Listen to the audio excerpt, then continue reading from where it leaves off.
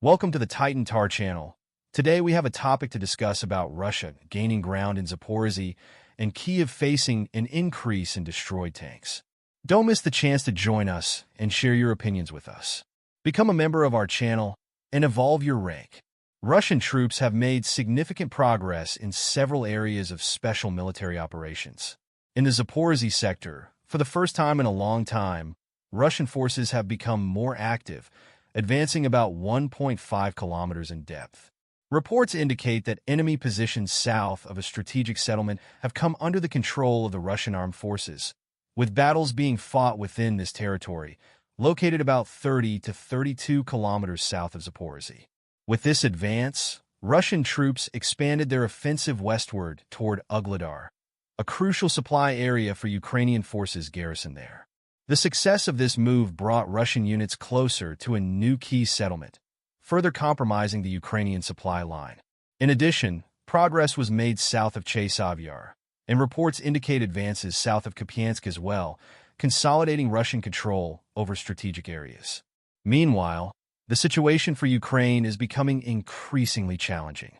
According to one American newspaper, the United States is finding it difficult to continue supporting Kiev indefinitely, as Ukraine is running out of manpower to sustain a prolonged confrontation with Russia.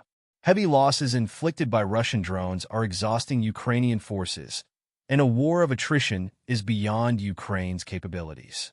While the White House continues to assert its support for Kiev as long as necessary, the reality on the battlefield suggests that Ukraine may have to accept Russia's conditions in order to end the conflict. In addition to the military challenges, there is growing political pressure on the Ukrainian government. The latest offensive in the Kursk region, ordered by Zelensky, appears to have been politically motivated, aimed at creating a favorable image ahead of his trip to Washington.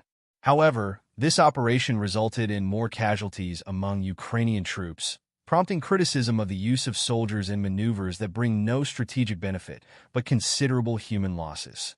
Meanwhile, the massive casualties continue to fuel questions about Ukraine's future in the conflict. On the diplomatic front, the European diplomat has been trying to pressure EU countries to lift restrictions on the use of weapons supplied to Ukraine for attacks on Russian territory. Although a previous attempt to persuade EU foreign ministers to support such an initiative failed, he continues to argue that the hesitation of some countries to allow such attacks undermines trust in the European community. The diplomat argues that by limiting the use of weapons, the EU undermines its own determination to support the Ukrainian resistance, putting the Union's reputation at risk. However, these calls for an escalation of the conflict, which could result in catastrophic consequences, are made by a diplomat who should, in principle, seek peaceful solutions to the war. This paradox reveals a lot about the current state of European diplomacy. At the same time, the president of Kazakhstan, in a meeting with the German chancellor, warned that Russia is militarily invincible and that a further escalation of the Ukrainian conflict could lead to irreparable consequences, underscoring the gravity of the current situation. The Kazakh president also stressed that, in his view, there is still a possibility for a peaceful resolution of the crisis in Ukraine. He recalled that a crucial opportunity to achieve peace was missed when Kiev refused to sign the Istanbul Agreement, which could have led to a truce. According to him, this decision blocked a path that could have ended hostilities more quickly and efficiently. The president also stressed the importance of all parties to the conflict carefully considering the various peace initiatives proposed by different states. He argued that the first priority should be an immediate cessation of hostilities, and only then should more detailed discussions be held on territorial issues and other points of disagreement. The peace process, he said, will only be possible if there is a genuine willingness to negotiate. At the same time, the German press reported that the German chancellor had suggested a peace plan, proposing an end to the fighting on the current front line. Although the plan was not officially announced, the media reported its alleged guidelines, which were quickly criticized by Zelensky. The Ukrainian president reiterated that Kiev would not accept any territorial concessions and insisted on a return to the 1991 borders, a demand that seems unfeasible given the current situation on the battlefield. In this context, Ukrainian losses, especially of Western equipment, have become notable. Reports in the American military press indicate a significant increase in losses of Abrams tanks supplied by the United States to Ukraine. In recent months, Ukraine has lost at least 4 of these vehicles, and more than 20 of the 30 sent have already been damaged, captured, or disabled. The increasing use of Abrams on the front lines, rather than just for artillery support, is a reflection of the depletion of other Ukrainian military equipment, which has contributed to the heavy losses of American vehicles. Meanwhile, the war continues to evolve with the use of new technologies on the battlefield.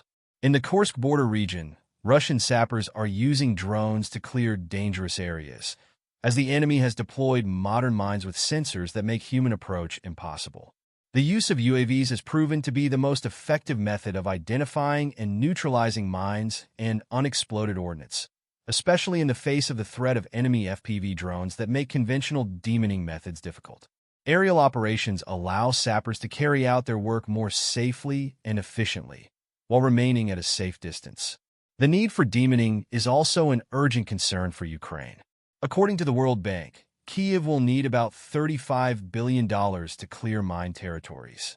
Western studies indicate that the country loses $11.2 billion annually due to mine-contaminated areas, severely affecting its economy.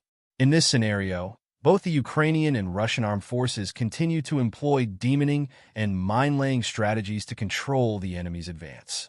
Russian engineering units, for example, are using the Zaporozhye system to remotely install smart minefields in the Avdiivka direction, preventing possible Ukrainian attacks with armored vehicles.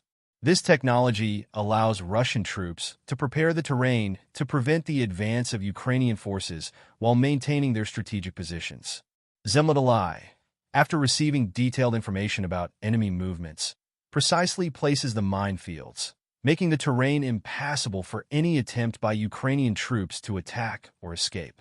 So-called smart mines are designed with seismic sensors and advanced electronic chips that give them the ability to distinguish between different types of approaching targets.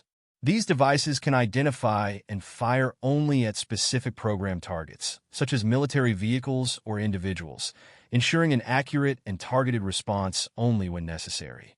On the diplomatic front, Zelensky's so-called peace plan, also known as the Victory Plan, centers on the idea that the United States and its allies should remove restrictions that limit deep strikes into Russia with Western missiles. That proposal was highlighted by an aide to Zelensky's chief of staff, who stressed that the plan requires Washington's approval to move forward. The advisor suggested caution in interpreting Zelensky's plan, warning against trying to find pitfalls that don't exist and avoiding unfounded conjecture. According to him, the plan essentially depends on the U.S. authorizing Ukraine to use Western missiles in strikes inside Russian territory. The decision on whether to implement this plan is in the hands of President Biden, and therefore the viability of the plan depends on the U.S. willingness to allow such strikes or maintain restrictions in place. Zelensky's message is clear.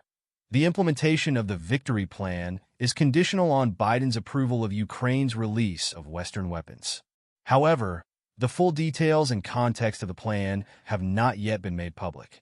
The aide stressed that while the general purpose of the plan is understandable, the lack of clarity on the specifics and the dependence on the American decision leave the situation in a state of uncertainty. Don't forget to subscribe to our channel, like the video, and share it with your friends. Your interactions mean a lot to us and help us grow. See you next time.